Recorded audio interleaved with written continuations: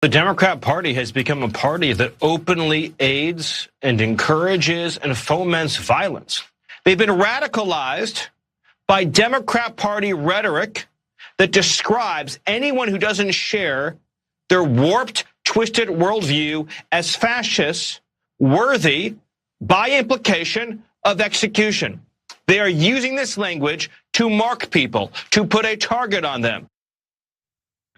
Stephen Miller appears there to be describing members of the right in media. He seems a bit confused. It was Matt Walsh that said that the mayor of Chicago should be executed. It was that Republican state legislator that is now saying Pramila Jayapal should be hung or possibly killed with a firing squad. It's lots of Republicans are calling for executions, but jokes aside, sarcasm aside, his narrative there is that the left is too encouraging of violence with their rhetoric. And because they do that, even though they don't, we see all this left-wing violence, which doesn't actually exist. It's a narrative that's convenient to the regime. But what's interesting is that since we just in recent weeks have seen multiple acts of right-wing political violence, Stephen Miller could perhaps check his own rhetoric a little bit, because coming out of this weekend, he's now being blamed for what looks like another bit of right-wing targeted political violence. See, he put out this tweet, okay? The day before an apparent arson attack on a judge's home. He said the issue before, I think that's supposed to be us now, is very simple and clear. There's a large and growing movement of left-wing terrorism in this country. That is not true, but if you wanted to terrify your base into committing acts of stochastic terrorism, you would want to spread that sort of myth.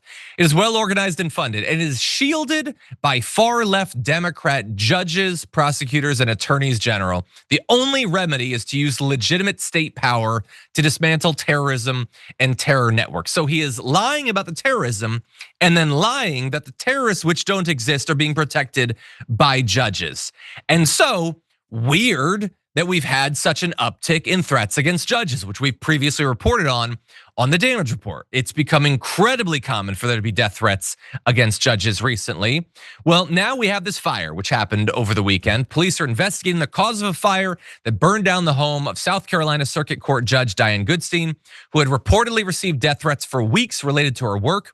Goodstein was reportedly not at home at the time of the fire, but at least 3 members of her family, including her husband, former Democratic State Senator Arnold Goodstein, and their son have been hospitalized with serious injuries. So this is very, very scary. Now there's a lot that we don't know about the fire just yet, but it is convenient considering that in just the past couple of weeks, that particular judge had been receiving these death threats after blocking the state election commission from releasing its voter files to the DOJ. So basically, the DOJ is trying to get all of these like special files from different states that would allow them to look into how elections are run on the state level, perhaps start to influence it in the future. And in this particular case, the judge was like access to that information, and the right had freaked out about that.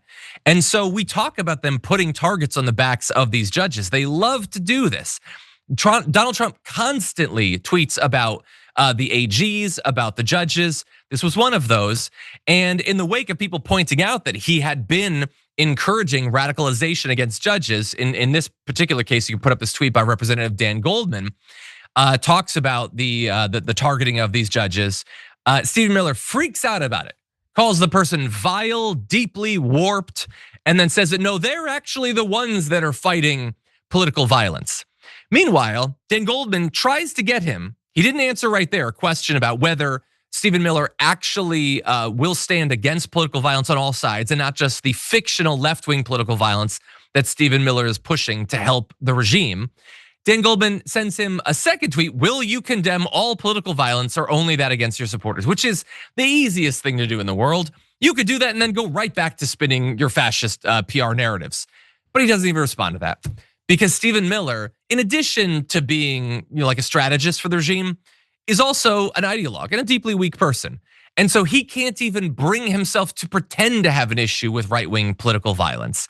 And so we're waiting for more information about this particular fire, but I know there's a lot of judges that are already incredibly terrified of what the MAGA movement might do to them. And I imagine those fears are even stronger coming out of this weekend. Jared, what do you think? While he was fighting with Dan Goldman back and forth there about that, he then went on to also have more vitriolic statements to say about the judge that ruled against them sending troops to any state that they want, specifically in this case, Oregon. So he didn't miss a beat.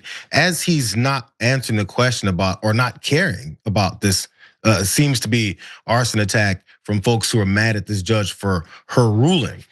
He did the same thing to someone else while he's calling other folks vile. He's like, when I want to call him a cartoon character, I don't want people to take that as like, a jokingly thing. The guy, every time someone mentions anything, it's vile, crazy, stupid, can't believe, killing. Like he's over the top. Like really, like he should be like, we should like study his brain and try and figure out how he got to this point where he's this rabid.